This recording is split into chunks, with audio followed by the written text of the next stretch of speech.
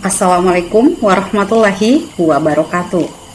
Perkenalkan, saya Irma Yanti, mahasiswi program studi S1 Kebidanan di Universitas Mega Buana Palopo, akan mempresentasikan tugas individu akhir semester dari mata kuliah Praktek Profesional Bidan dengan dosen pengampu Ibu Arini Purnamasari SST MKes dengan tema Evidence Based Medicine Proses Menyusui, dan adapun sumber yang kami jadikan referensi adalah Jurnal Manajemen Laktasi berbasis Evidence Based terkini oleh Selasi Putri Isnawati Hadi STRKEP MTRKEP dengan judul Asuhan Komplementer untuk Peningkatan Produksi ASI. Definisi: menyusui merupakan pemberian air susu kepada bayi baik secara langsung pada payudara ibu ataupun melalui proses pemerasan atau express breastfeeding. Sedangkan ASI eksklusif merupakan pemberian ASI selama 6 bulan tanpa pemberian makanan tambahan apapun, dan ini merupakan program internasional yang ditetapkan oleh WHO sejak tahun 2001. Kemudian didukung oleh pemerintah Indonesia dengan menetapkan Keputusan Menteri Kesehatan Nomor 45 Tahun 2004 tentang pemberian ASI secara eksklusif pada bayi di Indonesia. Nah, yang akan kita bahas di sini adalah asuhan komplementer untuk peningkatan produksi ASI, yang merupakan asuhan yang diberikan oleh bidan yang telah kompeten kepada ibu menyusui yang bertujuan untuk meningkatkan produksi ASI dengan menerapkan pengobatan non-farmakologi, murah, aman, dan berdasarkan evidence based. Nah, bidan dalam melakukan asuhan komplementer tersebut harus mematuhi aturan hukum yang berlaku. Nah, hal ini diatur dalam Undang-Undang RI Nomor 36 Tahun 2009 tentang Kesehatan. Tujuan asuhan komplementer yaitu untuk meningkatkan produksi ASI dan memperlancar pengeluaran ASI. Sedangkan manfaat asuhan komplementer secara umum adalah: 1. Menghasilkan ASI yang mencukupi. 2. Menenangkan pikiran ibu. 3. Mengurangi kecemasan dan stres ibu. 4. Meningkatkan kepercayaan diri ibu. 5. Mengurangi intervensi medis. 6. Terpenuhnya kebutuhan gizi bayi melalui ASI. Dan 7. Meningkatkan jalinan kasih sayang antara bayi dan ibunya atau yang disebut dengan bonding attachment. Fisiologi laktasi. Pada saat ini, memang belum semua perempuan memahami tentang fisiologis menyusui. Padahal, menyusui merupakan proses yang alamiah, di mana pengetahuan dan sikap positif ibu sangat dibutuhkan untuk mendukung proses keberhasilan menyusui. Nah, di sini ada 2 proses. Yang pertama adalah proses produksi, yang dimulai sejak peningkatan hormon prolaktin selama kehamilan, dan proses pengeluaran ASI, yang dimulai sejak bayi menghisap puting susu ibu, yang kemudian rangsangannya diteruskan ke hipotalamus yang menyebabkan pelepasan hormon oksitosin dan mengeluarkan ASI ke saluran ASI sampai kepada mulut bayi. Hasil riset evidence based membuktikan setelah dilakukan asuhan komplementer adanya teori reseptor prolaktin yang menyatakan bahwa ibu semakin percaya diri menyusui bayinya, dan dengan seringnya melakukan rangsangan pada hari-hari awal postpartum dapat meningkatkan jumlah tempat-tempat reseptor prolaktin yang aktif sehingga dapat meningkatkan produksi ASI. Rekomendasi asuhan komplementer untuk peningkatan produksi ASI berdasarkan evidence based. 1. Hypnobreastfeeding. 2. Pijat oksitosin. 3. Pijat endorfin. Dan 4. Pemanfaatan tanaman herbal. Hypnobreastfeeding. Hypno berasal dari kata Yunani yang berarti pikiran tenang, dan breastfeeding adalah proses menyusui. Hypnobreastfeeding merupakan teknik relaksasi untuk membantu kelancaran proses menyusui.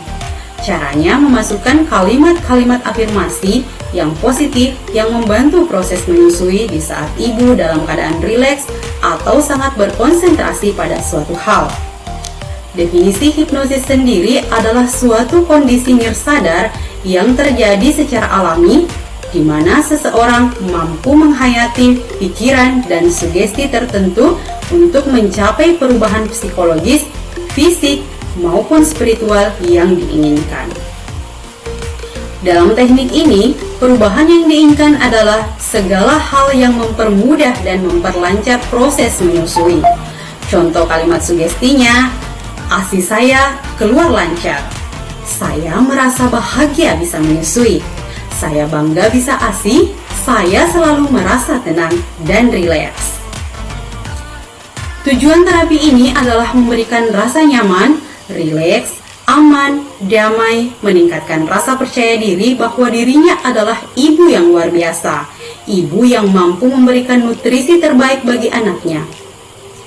Hasil riset membuktikan ibu yang mengikuti terapi ini dapat membantu kerja hormon oksitosin dalam pengeluaran produksi ASI. 2. Pijat oksitosin. Pijat oksitosin merupakan suatu terapi sentuh dengan cara melakukan masase pada bagian tulang belakang pada kosta kelima sampai skapula. Tujuan terapi ini adalah untuk merangsang kerja syaraf yang berpangkal pada medula oblongata dan hipofise posterior untuk mengeluarkan oksitosin, jadi secara otomatis membuat ibu merasa lebih nyaman, rileks, dan mengurangi rasa lelah pasca persalinan.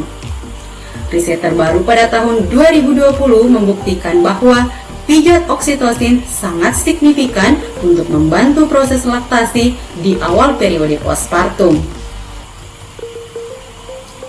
Asuhan komplementer yang ketiga adalah pijat endorfin.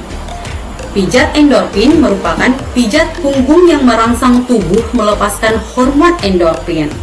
Tujuan terapi ini adalah untuk menormalkan kondisi denyut jantung dan tekanan darah, mengurangi rasa sakit, dan mengurangi kecemasan.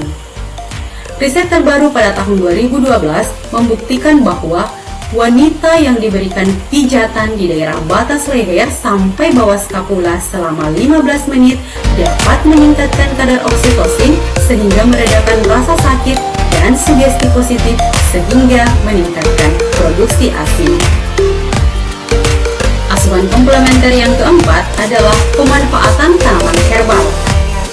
Tanaman herbal seperti kelor dan katuk secara ilmiah merupakan sumber gizi berkhasiat obat dan kandungannya di luar kebiasaan kandungan tanaman pada umumnya. Kelor dan katuk mempunyai kandungan gizi yang menimbulkan efek laktogogum yang bekerja meningkatkan prolaktin dan oksitosin. Riset pada tahun 2010 membuktikan bahwa tanaman ini memiliki kandungan senyawa fitosterol yang berfungsi meningkatkan dan memperlancar produksi ASI. Rekomendasi praktik yang dapat mendukung keberhasilan asuhan komplementer. 1. Anjurkan ibu untuk melakukan kontak skin to skin. Ini bisa dilakukan pada saat proses IMD, inisiasi menyusui dini. 2. Usahakan agar bayi melakukan kombinasi menghisap, menelan, dan bernafas. 3. Upayakan agar ibu menyusui secara teratur. Menyusui secara teratur bukan berarti menjadwalkan, tetapi memberikan ASI pada saat bayi membutuhkan. 4. Perawatan roaming in, jadi diusahakan agar bayi dan ibunya dilakukan rawat gabung. 5. Suasana rileks bagi ibu. 6. Perlekatan yang benar, jadi perlekatan yang benar adalah bayi menghisap puting sampai pada areola. 7. Baby-led feeding dan on demand, jadi bayi diberikan ASI pada saat dia memberikan tanda-tanda lapar dan tidak dijadwalkan. 8. Jangan berikan makanan tambahan lainnya. 9. Memperbanyak rangsangan pada payudara. Ini dapat dilakukan dengan melakukan pijat payudara. Setelah dilakukannya asuhan komplementer peningkatan ASI, diharapkan agar semua ibu menyusui tidak sekedar menyusui, melainkan menjadikan proses menyusui sebagai sarana dalam belajar menumbuhkan rasa cinta dan kasih sayang. Are you ready, Mom? Menjadi ibu menyusui memang sebuah pilihan. Meski demikian, banyak manfaat dari menyusui yang sayang jika dilewatkan begitu saja. Bila Bunda mengalami kesulitan dalam menyusui, jangan ragu untuk berkonsultasi ke bidan cantik pilihan Anda. Demikian presentasi yang saya bawakan. Terima kasih. Assalamualaikum warahmatullahi wabarakatuh.